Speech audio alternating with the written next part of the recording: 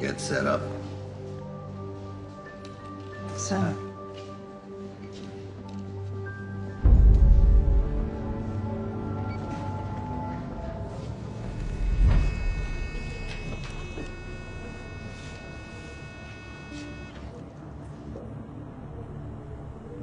As you know, we're conducting an ongoing inquiry into corruption in public office.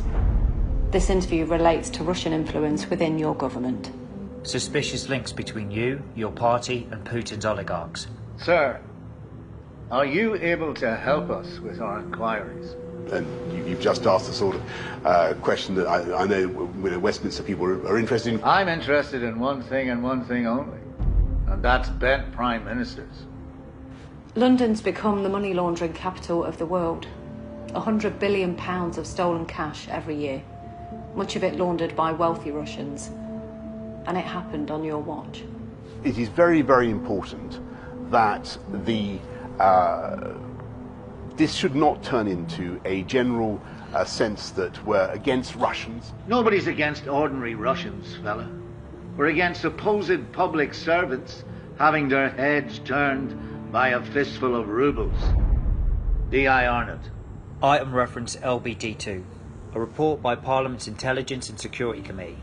It says, quote, Russian influence in the UK is the new normal, and there are a lot of Russians with very close links to Putin who are well integrated into the UK business and social scene and accepted because of their wealth. No wonder you tried to cover up that report and stop it being published. This is real, I'm sorry to say, and with great respect, so this is complete Bermuda Triangle stuff. Fancy yourself as a comedian, do you, fella? The Ukrainians elected a comedian, but funnily enough, he turned out to be a dedicated leader who isn't selling out his country for party political donations. Since you became leader, your party has taken £2 million from Russian-linked oligarchs.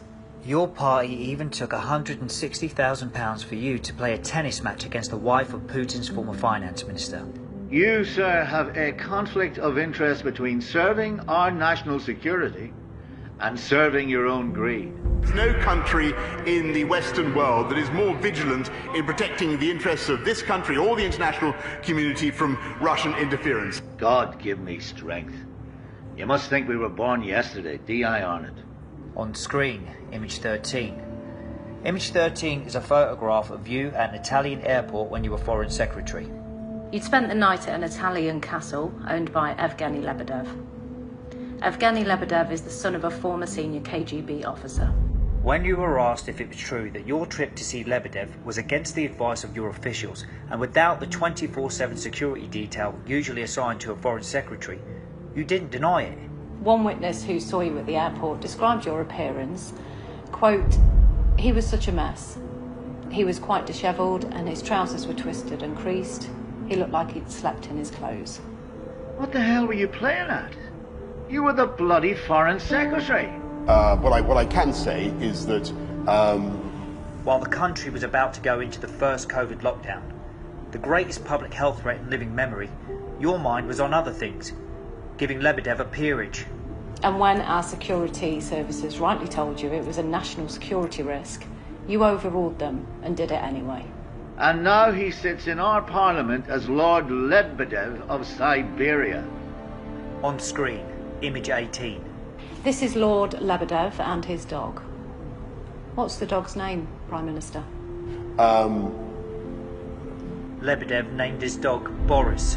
I don't think there's anything to see here or to worry about. I'll give you nothing to see here, fella. D.I. Arnott? On screen, item reference LBD4.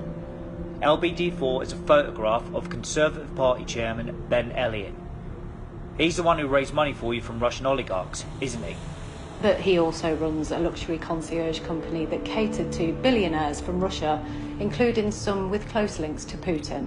And he set up a Conservative Party advisory board that let the biggest donors, including some with links to Putin, gain privileged access to you, to ministers and advisors at the top of government. You, sir, are a cavalier risk to our national security. We've brought in the biggest package of global sanctions ever imposed on Russia, and we will go further unless and until this aggression stops. Mother of God, we've known for years who Putin was. He's poisoned people on the streets of Britain. He's poisoned and imprisoned political rivals. He's wiped Syrian towns off the map and killed thousands of men, women, and children. But still, you threw open the door to his oligarchs to buy privilege and influence while you and your cronies raked it in. Well, Prime Minister, let me tell you, you may have already sold your soul to the devil, but by God, this country belongs to us, not you. And this country is not for sale, not 1 inch of it. Our challenge to the enemies of democracy, not for sale. Our commitment to our allies, not for sale. Our compassion for victims of war, not for sale. Our values, sir, not for sale.